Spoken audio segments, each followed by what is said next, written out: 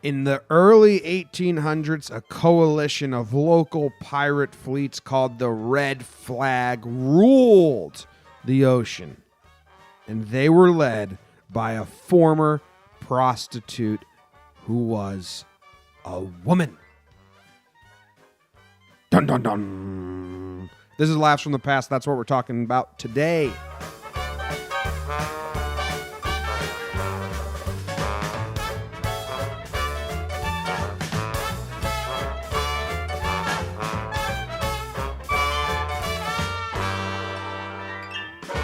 A woman. Dun dun dun.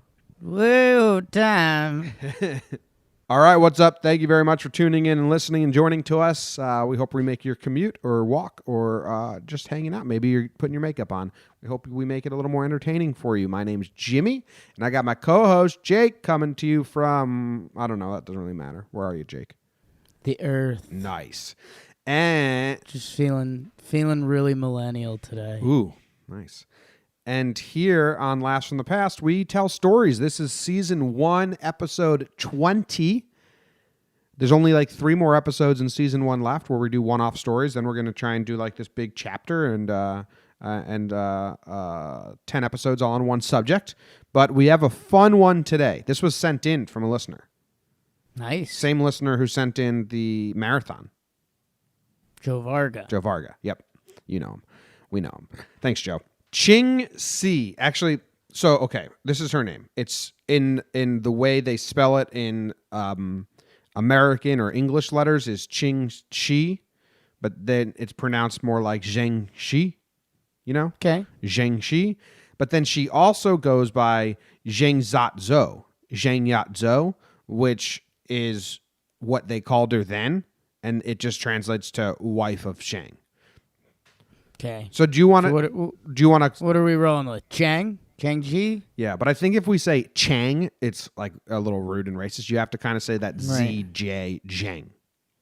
Zhang. Zhang. Yeah. Okay. So that's what we're gonna roll with. That's who she is. All right. And I got an awesome article here. I read like 5 different articles to find the best one that I thought was most fun and truthful and encompassed everything that we want to know about her life and story. Sure. So shout out to. Well, I don't know who wrote this. Put your author name on the things you wrote. Sarah Brennan. Maybe. All right, here we go. For as long as cargo ships have sailed the seas, pirates have plundered and pillaged them. Most pirates have been wild and lawless men, and when arrested, their careers have ended with the loss of their fortune, their freedom, and their heads. What do you know about pirates? Pause right there. Like, what's your history of pirates? Do you just... That's where we're starting? Is your conception of pirates just cartoons, Peter Pan, Captain Hook, Blackbeard? What's your general knowledge? I know there's still pirates going on. That cracks me up every time that story comes out once a year. It's like, oh, Somali pirates got another boat. It's like, what? Yep. Pirates? Pirates. Yeah, I don't know. We'll sail together. We'll live forever. The pirate's life for me. Do you know that pirates were pretty democratic in their ways? We'll get into that a little bit here. A lot of group decisions. Yep, there was they hated British monarch rule and the British government and the totalitarianism of it. So when they tried to colonize Nassau, which is on Jamaica, they had like pretty democratic rules. Yeah, they'd like cut head. Their punishment was tough. Right. But if a captain died, there would be a vote for new captain. It wasn't, you didn't just like win it over in a fight. There was a vote. There was like equal shares of loot and stuff like that. So it was They were like less proper pilgrims. kinda. Yeah. In a way. They took to the seas. Pilgrims took to the Americas. Pilgrims wanted like more moral laws. Right. And less government. Pirates wanted less moral laws and less government. But they both were fighting against like I'm blanking. Can't finish that word. Totalitarian governments. Sure. You know what I'm trying to say. All right, but they were ruthless. There were ruthless pirates. Right. We're gonna Pirates. But this is interesting to me because from this time, like 1800s, I feel like we know about Blackbeard and Long John Silver and all those pirates, and that were British pirates, but we never learn about the Chinese pirates. And this Red Flag fleet is double the size of Blackbeard's. It's crazy big. Okay, so this is how this gets started. But in the early 19th century, a remarkable pirate ruled the South China Sea, and that pirate was a woman. I already told you that. She was not immensely well organized and fond of rules, but also ended her days with a title, a fortune, and the respect of the Qing establishment, which is Chinese government. I kind of wish I skipped that part because it gave away the ending. Okay. Shang was born in 1775 in Canton, now Guangdong. At 26, she was captured by famous pirate leader Zheng Yi, whom she agreed to marry, but only if she became his equal business partner and shared half his loot. He loved Ching so much that he agreed. So she was a prostitute on a floating brothel in Canton. Sure. Like, you know, we have riverboat gambling. I guess they just had floating brothels. Sounds pretty cool. Right. Also sounds pretty fucked up. Right. Nope. No prostitution on land. Come to the boat. Yes. So his pirates raided the brothel, and he fell in love with her right away and was like, I need that woman. There's all these different stories. They're like, no one knows what really happened. Some say he saw her and had his pirates capture her. Some say she swindled him into like marriage and like love and all that. No one knows how it really happened. What year are we at? What year is this? 18, like 8. So, okay. So it says she was born in 1775 and then she was 26 when she was captured. So we're looking around 1800s, 1801. 26 was old then. Yeah, I was pretty old. That's like you've lived most of your life.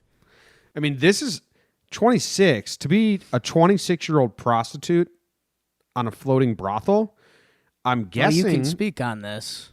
Yes, I'm guessing and know from experience, you're competing with a lot of younger prostitutes. Like, you got to be the old mother hen when you're 26. Yet this woman, Cheng, was so beautiful. She was prettier than all the 18-year-old, 19-year-old. I'm going to start at 18, but we know they was younger, which is gross. Prostitutes on this floating brothel. You think it was the salt water? Say that again? You think it was the salt water? I don't know. It usually kept her skin well? I don't know. Yeah, I don't know either. But good for her. We don't know anything about...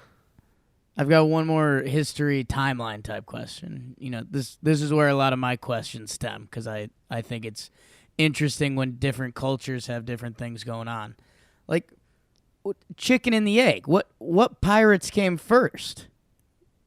Like, who started pirating? And then did people hear about pirating and they're like, wait, we could just rob people on boats now? Or is being a thief an old school profession almost? Vikings were pirates in the same way. They went on their ships and they went to land and plundered and pillaged and got back on their ships. So I think it's just like using boats as transportation criminally. But I don't know. This becomes like a confederation of pirates, and it's kind of interesting how it happens. So even before, she kind of helped it. They were mercenary. They were a mercenary army because this band of pirates was so big. So when Vietnam was in war earlier, or I think even maybe Whiterun Chang gets captured in the 1800s, this band of pirates helped Vietnam in the war, which gave them military experience and kind of credibility in their existence, that a nation like paid them and requested to help them in war. Now Vietnam lost the war, so they were sent back to sea, and then they were just their own like roving band of pirates, like a mercenary army. And that's when the leader dies, and now they have to figure out who's in charge. Right. Her husband dies. So a big part though was that she offered equality. And then I looked that up, and it said it wasn't that odd. In Confucius China, it was really odd. But we're talking about villagers and Canton villages and pirates and much different lifestyle than like the landmass China, where things were pretty simple. And so you had a fisherman had his boat, and if he died, his wife took over the boat because she had to go get food and fish and make money. And it wasn't this, as women weren't as denigrated. They probably were. It was probably terrible, but just different degrees. Different degrees. So when this dude dies, the whole crew's like, okay, well, who's going to be the next leader of our Red Fleet? I'm going to go back to the story just so I get it all right. Sure. For the next 6 years, they built up a coalition of local pirate fleets called the Red Flag, and in 1804, blockaded the port of Macau. Sorry about all my pronunciations. Defeating the Portuguese squadron. So they defeated like other armies. 3 years later, Zhang died in a typhoon, and Zhang immediately cemented her position as fleet commander. In particular, she secured the support of her husband's adopted son, Cheng Pao. Okay, so that dude is like, hey, I think I'm supposed to be the leader. But she was so quick and fierce and respected because she had an equal marriage with the leader. And she went to the adopted son and was like, I want to command this, and you're going to be my second in command. And him, like the little cuck he is, was like, okay, sure. Yeah. Not for me. Sorry. Okay, Mom. Go ahead, Mom. The two of them eventually get married. Yeah. There's always a little twist like that from 200 years ago. There was no blood. It was just like an adopted guy. So it's a little Woody Allen. Yeah. I mean, it's a little Pornhub-y. So what she did really well is like she was really good at the business side of things. Like she basically, they were just like looting and pillaging, and she was like, well, why don't we do extortion? If you're leaving off a dock of south of China, you got to pay us to protect you, and if you don't pay us to protect you, we're gonna kill you. So let's make this easier. A little taxes. Yeah. They taxed like stuff coming in and out. They were so big, which goes against the pirate way, man.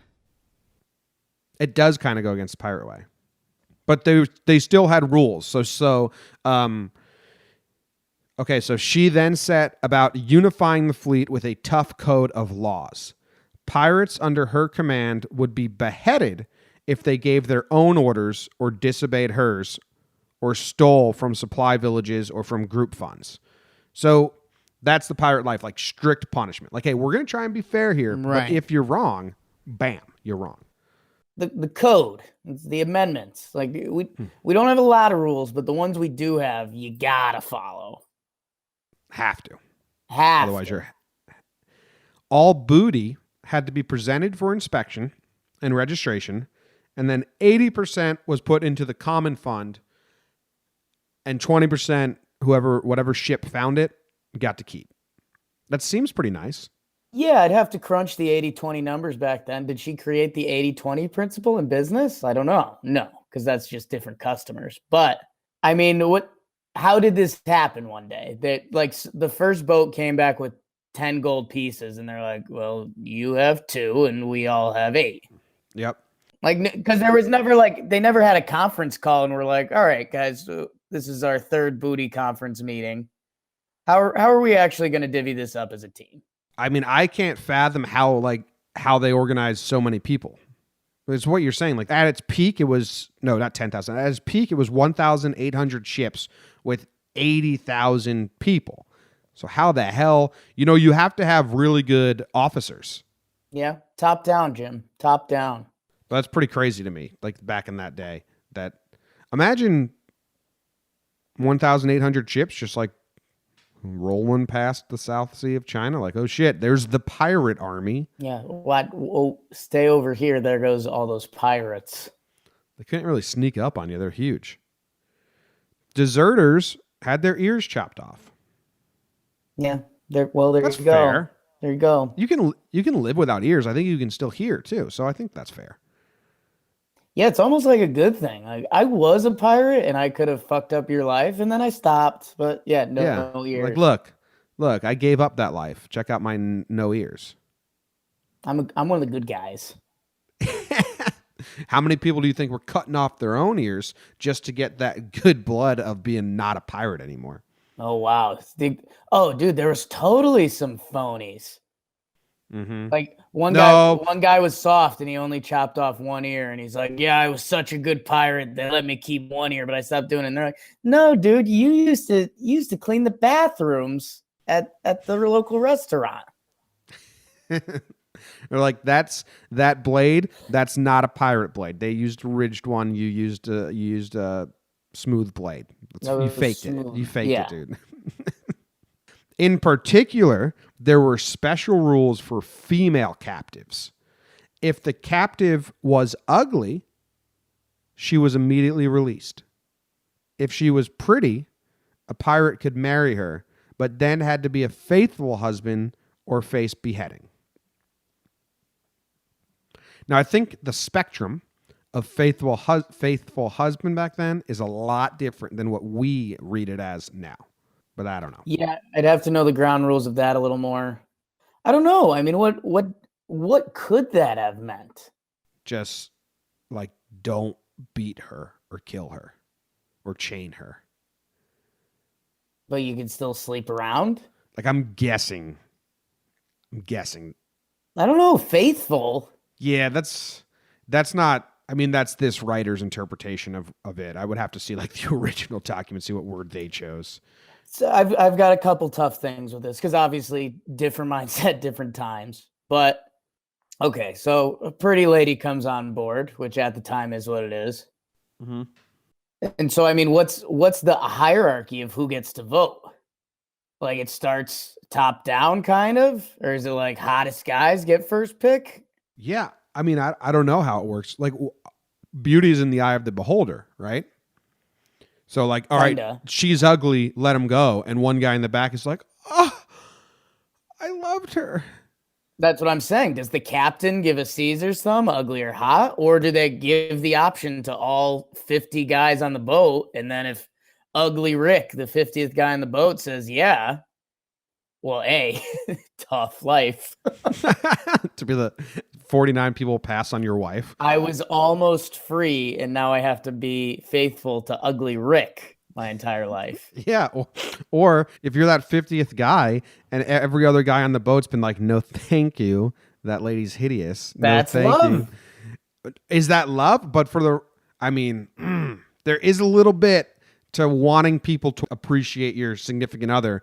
But for the rest of Ugly Rick's life, all the guys are just ribbing him like, dude, we all could have had your wife. We passed. I was a vote away from having your wife.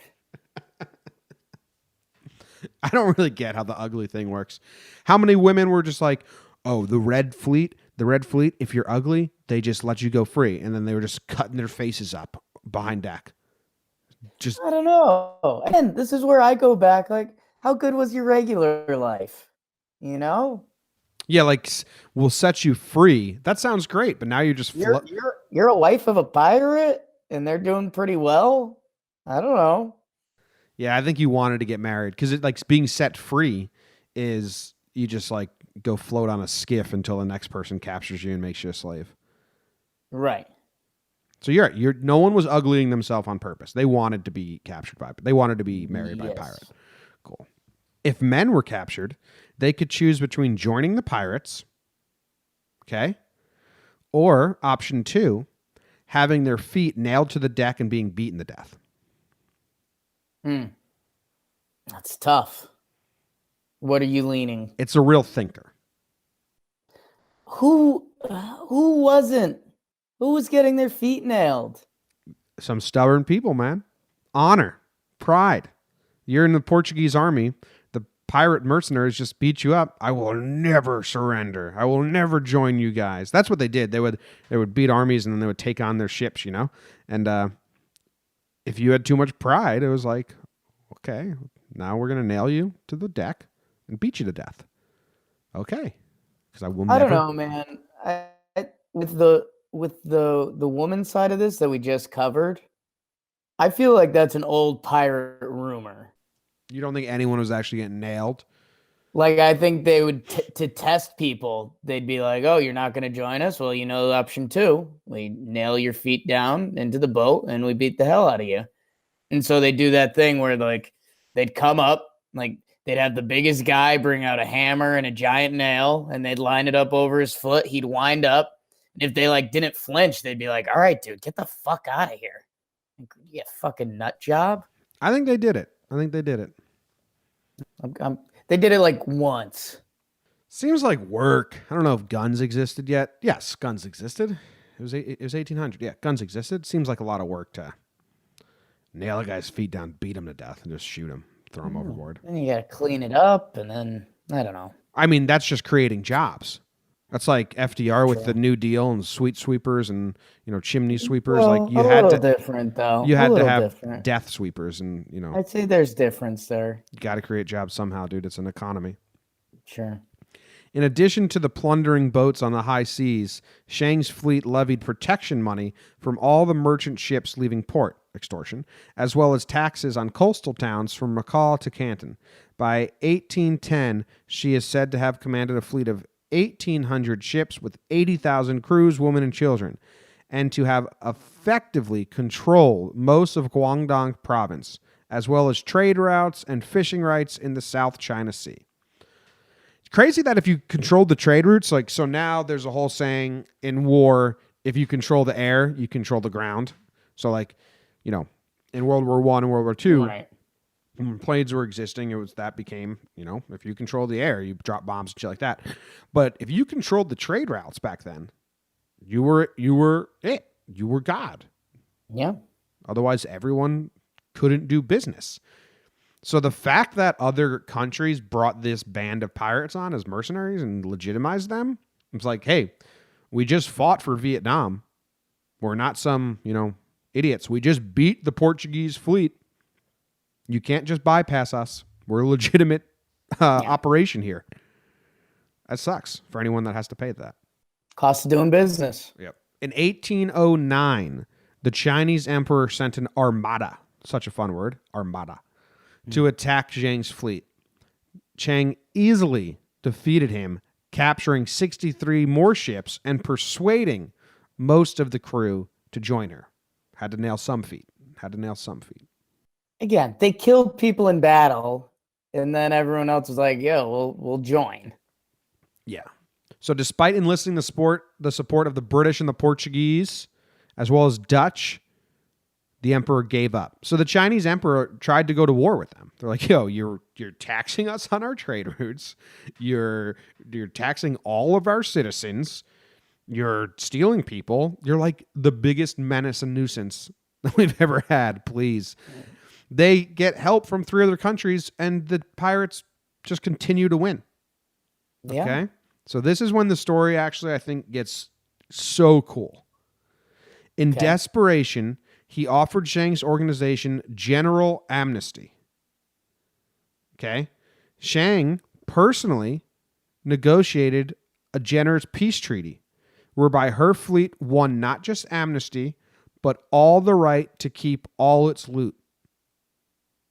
The vast majority of the pirates walked free, and many even joined the military after that. And this included Zhang's young husband, who became a commander in the Qing Navy. To cap it off, Zhang was granted a noble title and joined the aristocracy. Well, I said that. I butchered that. Or I can't. I get stuck on words sometimes. Joined the... Aristocracy? Yeah. Aristocracy? Yeah. She retired from piracy at the age of 35 and opened a gambling house in Zhengzhou, which she managed until her death in 1844 at the age of 69. It's a successful tale, Jake.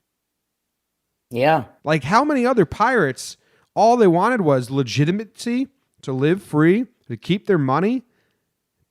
She did all of that. Yeah. Pretty cool. I've got like a Cardi B meets the trashy girl from Ozark. the blonde one? Yeah. Yeah, maybe. Who might end up running a casino. I've only watched the first ep of season 2, but That's a nice combination. I don't know, man. That's pretty cool to me. So if we go look at her life at 20, for 26 years, she was like a shitty life. Probably for a decade was a prostitute in a floating village. Yeah, at least. She gets captured by pirates, and out of that, she got captured in 1801, and the treaty came in around 1810, I think it looks like. So for a decade, she was probably a prostitute from 16 to 26, at least, we want to say. Sure. The next decade of her life, she joins a pirate, basically an army, becomes the leader of the army, does so well at commanding this army that her own government says, we won't chase you anymore. We won't take your money. Just please stop. And a lot of pirates would say no, get too greedy. She was smart enough to tap out and be like, okay, cool. Hey guys, we're no longer the Red Fleet, but if you want to keep doing what you're doing, join the Chinese Navy. And they're like, okay, we'll do that. Basically, pirates just dressed better. I don't know. I think I would go a little greedier. She got to keep all of her loot. Give me a chunk of land. Yeah, that would have been nice. Maybe she did get that. Give me a pirate country. That's what a lot of people wanted. Like in Britain, they wanted Nassau. They wanted their own island to take over. Maybe she was smart. She knew that would never happen. Dude, she got a noble title and joined like the government. Yeah. Not the government, but the higher ups. And she retired. She retired from piracy at 35. So it was 9 years. She did all this. Yeah, about two decades of terrible prostitution and pirate, and then noble. She died at the age 69. So then she lived for 34 years as, a noble, rich woman who owned her own gambling house, which was probably not like we may think of that as. That was probably nice. That was probably like a higher up position back then. For her, I mean, there was a casino in the 1800s. I mean, I'm sure there was. Yeah, but I think to own it was a little. Right, sure. There's some more fun facts here. The Red Flag Coalition actually headed up 5 other color-coded fleets, namely black, white, blue, yellow, and green. So that's how they would communicate and identify themselves. When Zhang defeated the Chinese Navy, the admiral was so afraid of her that he committed suicide rather than be captured. Smart. Otherwise, it was like kill yourself or have your feet nailed to the ground and be beaten to death. Or become a pirate with a happy ending. In those cultures in those times, you can't go from Navy commander to regular pirate. But if he was to stay, he would have went to regular pirate, and then right after the amnesty deal, went back to Navy commander.